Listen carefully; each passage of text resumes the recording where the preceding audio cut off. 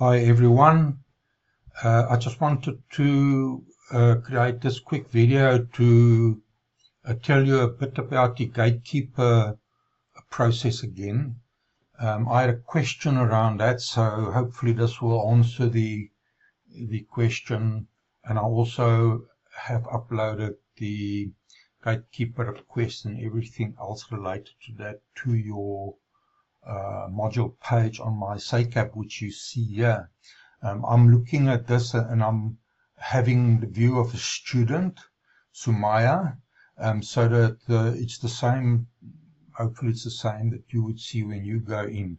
So what I have done, if you look at, there are two module outline bars here, but the same module outline is under both of them. We just had an issue of you not being able to download that a while ago, and it's now fixed. And then the assessments, there we go. So you can actually upload the draft on here. Okay, so, and then, yeah, okay, and then the Gatekeeper request for permission is under this session. It's called the session. And let's see, under that I have the PDF letter of approval from the REC Committee, the Research and Ethics Committee of SACAP, and then the Gatekeeper request for permission. I'll open these files and very quickly go through them. So let's see if this works. Okay, so you would be, to make 100% sure, you can also access this. So just do that, and yeah, there we go. You should see it. Okay, so this is the letter, and when you send your Gatekeeper permission to the person who's the gatekeeper at your site, you will include, you will send this PDF as well as a separate PDF. And just refer to that in your covering email, and you will of course have the letter attached to that as well. So yeah, and there is it's called the registration number. So I've made it easy for you. You've got the letter now on the My SACAP page, and I think that's all I need to say about that. And then let's go back here, and then let's go to previous menu here,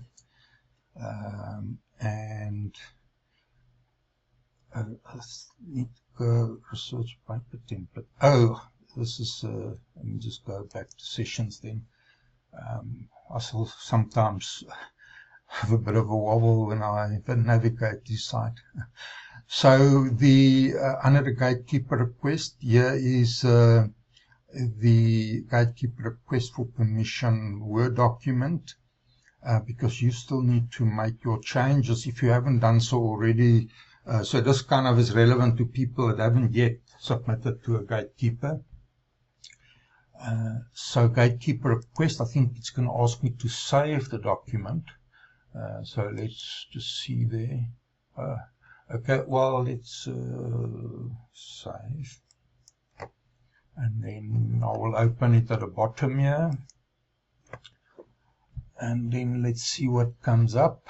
So I want to make it one page, so it's not too small on your screen. So make this bigger. So hopefully you can see that. So this is the letter. Of course, you'll change the date.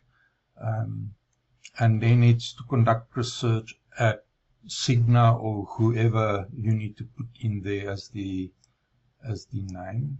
And dear Samantha Naidu, or whoever the person is, or dear Samantha, you may have that sort of relationship and a person knows you. And then you would then have to edit this. My name is, you know, Conroy Fury or whoever, and then by the SACAP Research Committee, I could have put the number in here. I'll do it after this video. I didn't notice that, so you will have that number in there.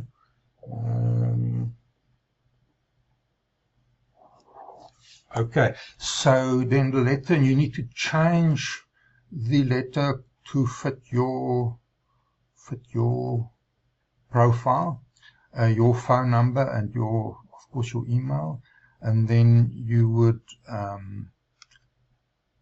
just the final greetings in the letter order. So what you say in here, you say in this letter, please find enclosed a copy of the study's information sheet, informed consent form, and approval letter. So the approval letter is a separate PDF, and then the information sheet and informed consent form is part of this document. And once you've made the changes, you can then save this as a PDF and send it on, or you could do it in Word as well, but maybe a PDF would be better. And then you can send one document here with all those attachments as separate pages, and then the only other separate PDF document will be the approval letter.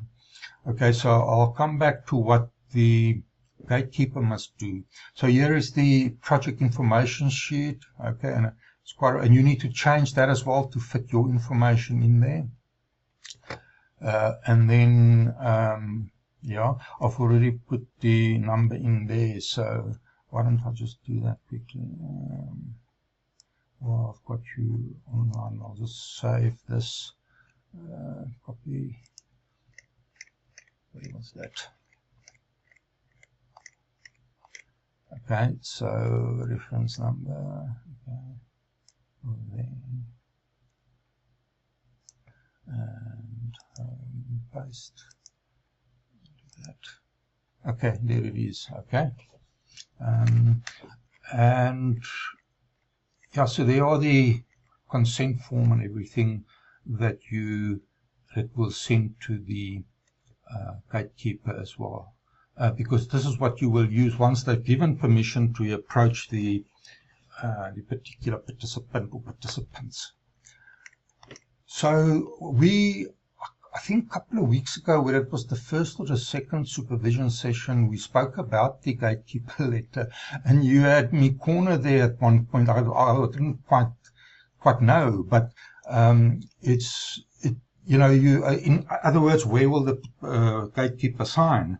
And I think subsequently I may have communicated that this is a letter you will send to whoever to ask permission, and then you need to ask them to send an approval in an appropriate way, whether they want to do a formal letter. That's maybe the best they do that on their letterhead. A very short letter, doesn't need to be any sort of long memo. They may want to put in there certain requirements that they have as organizations. Some organizations have particular requirements, but they don't sign this letter. This is the letter that you address to them, and then you should ask them to, and be clear about it in your communication to them. You may even want to put a line or two in here to request it from here, and then confirm that in the email with your attachments to the person. And I think that's really it. I've uploaded this, and I'll just update this particular one with the registration number in that spot. You don't then have to worry about that. And then if you have any further queries, just give me a shout.